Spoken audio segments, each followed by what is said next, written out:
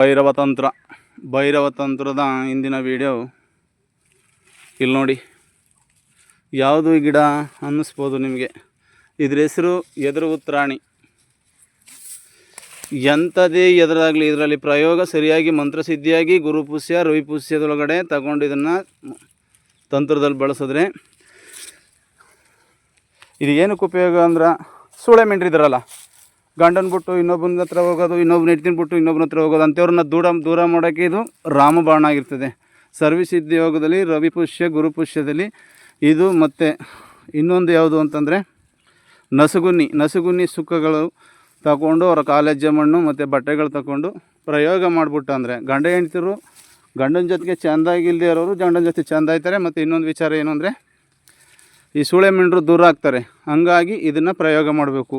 ಮಂತ್ರ ಇದನ್ನು ಮಾಡಬೇಕಾದ್ರೆ ಎಲ್ಲೆ ಕಟ್ಟು, ಊರು ಕಟ್ಟು, ಸಭೆ ಕಟ್ಟು, ಈ 3 ಕಟ್ಟು ಮಾಡಿ ಆನಂತರ ಅವ್ರ ಮನೆ ಮೇಲೆ 2 ಮನೆ ಮೇಲೆ ಇಟ್ಟರೆ ಅವ್ರು ಇದ್ದಕ್ಕಿದ್ದಂಗೆ ದೂರ ಆಗಿ ಗಂಡ ಹೆಂಡ್ತಿರು ಚೆನ್ನಾಗಿರ್ತಾರೆ. ಇದನ್ನು ಬೆಪ್ಪಾಲೆ. ಈ ಬೆಪ್ಪಾಲೆ ಇದು ವಶೀಕರಣ ಪ್ರಯೋಗ ಮತ್ತು ವಿದ್ವೇಷಣ ಪ್ರಯೋಗಕ್ಕೆ ಬರ್ತದೆ. ಅಂದಾಗೆ ಮಾಡೋ ಅವತ್ತು ಬೆಪ್ಪಾಲೆ ತೋರಿಸಿದೆ, ಅದ್ರ ತೊಟ್ಟೆ ಏನು ಅಂತ. ಗುರುಗಳೇ ಇದು ಹೇಗಿದೆ ಅಂತ ತೋರಿಸಿ ಅಂತ ಹೇಳಿದ್ರಿ. ಇವತ್ತು ನಿಮಗೆ ತೋರಿಸ್ತಾ ಇದ್ದೀನಿ. ಇದೇನೇ ಬೆಪ್ಪಾಲೆ. ಇದನ್ನು ನೊಂಗ್ಮರಳ ಮರ. ಮತ್ತು ನೋಡಿ ಇದ್ರ ಕಾಯಿ ಹಿಂಗಿರ್ತದೆ ನೋಡಿ, ಹಿಂಗಿರ್ತದೆ ಕಾಯಿ. ಇದು ಬಾಯಿ ಕಟ್ಟಕ್ಕೆ ಬರ್ತದೆ ಮತ್ತು ವಿದ್ವೇಷಣೆಗೆ ಮತ್ತು ಆಕರ್ಷಣೆಗೆ ವಶೀಕರಣಕ್ಕೆ 3ಕ್ಕೆ ಬರ್ತದೆ ಈ ಕಾಯಿ. ಇಲ್ಲಿ ನೋಡಿ. ವಿಚಾರ ಏನು ಅಂತಂದರೆ, ಈ ಕಾಯಿನ ತಗೊಂಡೋಗಿ ಕುಡಿಕೆ ಒಳಗೆ ಹಾಕಿ ಕರೆಕ್ಟಾಗಿ ಅವ್ರ ಹೆಸ್ರಿನ ಮೇಲೆ ಹಳದಿ ದಾರ ಸುತ್ತಬೇಕು. ಸುತ್ತಿ 2 ಒಟ್ಟಿಗೆ ಸೇರಿಸಿ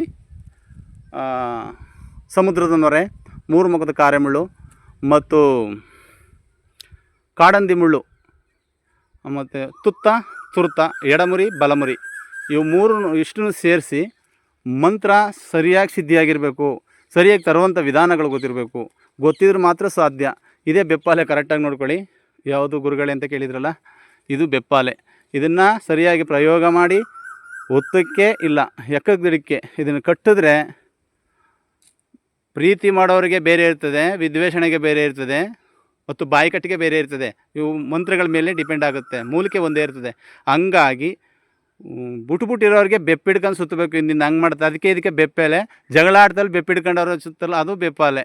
ಅದಕ್ಕೆ ಹೆಸರೇ ಹೆಂಗಿರುತ್ತೆ ನೋಡಿ. ಇದ್ರ ಹೆಸರಲ್ಲೇ ಬೆಪ್ಪಿದೆ.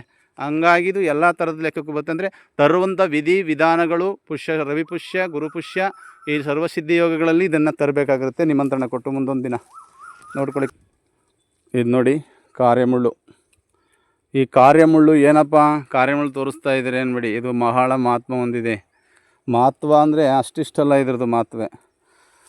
ಕ್ಷಣದಲ್ಲಿ ಯಾವುದೇ ಹಾವು ಕಚ್ಚಲಿ ನೋಡಿ, ಇದು ಹಾವು ಕಚ್ಚಿ ಏನೇ ಆಗಿರಲಿ, ಅದೆಷ್ಟೇ ಮೀರೋಗಿರಲಿ, ಅದು ಮೀರೋದು ಸತ್ತೋಗ್ತಾನೆ ಅನ್ನೋ ಥರ ಸ್ಥಿತಿಗೆ ಬಂದ್ರೂ ಕ್ಷಣದಲ್ಲಿ ನೋಡ್ಬಿಟ್ಟು ಇದ್ರೊಳಗಡೆ ಬೇರು ಬರ್ತದೆ. ಈ ಬೇರನ್ನು ತೆಗೆದು ತೇಯ್ದು ಕುಡಿಸಿದ್ರೆ ಕ್ಷಣದಲ್ಲೇ ವಿಷ ಇಳಿದೋಗ್ತದೆ ನೋಡಿ. ಇದು ಅದ್ಭುತವಾದ ಮೂಲಿಕೆ. ಇದು ಕಾರ್ಯಮುಳ್ಳು ಹಿಂಗಿರ್ತದೆ. ಹಂಗೇ ಇದ್ರ ಪ್ರಯೋಗ ವಶೀಕರಣಕ್ಕೂ ಬರ್ತದೆ. ವಶೀಕರಣ ಪ್ರಯೋಗ ಹೇಗೆ ಅಂತಂದ್ರೆ, ಮಾಡೋರು ಅಂದರೆ ನಿಮಗೆ ತಿಳಿಸ್ಕೊಡ್ತಾ ಇರೋದು ಮಾಡೋ ವಿಧಾನ ಮತ್ತು ತಂತ್ರಗಳನ್ನು ನಾನು ತಿಳಿಸ್ಕೊಡಲ್ಲ, ಬರೀ ತಿಳಿಸ್ಕೊಡೋದು ಅಷ್ಟೇ ಇರ್ತದೆ. ಅಂದಾಗೆ ಇದನ್ನು ಯಾರಾದರೂ ನಿಮ್ಮ ಪ್ರೇಯಸಿ, ನಿಮ್ಮ ಇಷ್ಟಪಟ್ಟವರು, ನಿಮ್ಮಿಂದ ದೂರ ಆದವರು, ಹೆಂಡತಿ ಆಗಿರ್ಬೋದು, ಇಲ್ಲ ಗಂಡ ಆಗಿರ್ಬೋದು, ಪ್ರೇಯಸಿ ಮೋಸ ಮಾಡಿಬಿಡ್ತಾರಲ್ಲ ನಂಬಿಸಿ, ಅಂಥವರಿಗೆ ಈ ಎಲೆನ ಕಿತ್ತುಕೊಂಡು ಒಳ್ಳೆ ಪುಷ್ಯ ನಕ್ಷತ್ರದಲ್ಲಿ ಸರ್ವಸಿದ್ಧಿ ಯೋಗ ಇದ್ದಾಗ ಗುರುಪುಷ್ಯ ಮತ್ತು ರವಿಪುಷ್ಯದಲ್ಲಿ ಈ ಎಲೆಗಳನ್ನು ಕಿತ್ತುಕೊಂಡು ಅವ್ರ ಹೆಸರನ್ನು ಇದ್ರ ಮೇಲೆ ಬರೆದು ಶುಕ್ರದಿಂದ ಅವ್ರ ಹೊಟ್ಟೆಗೆ ಕೊಟ್ಟರೆ ಯಾವುದೇ ಜನ್ಮಾಂತರದಿಂದಲೂ ಅವರು ನಿಮ್ಮ ವಶವಾಗಿರ್ತಾರೆ. ಇದು ಭೈರವ ತಂತ್ರದ ಒಂದು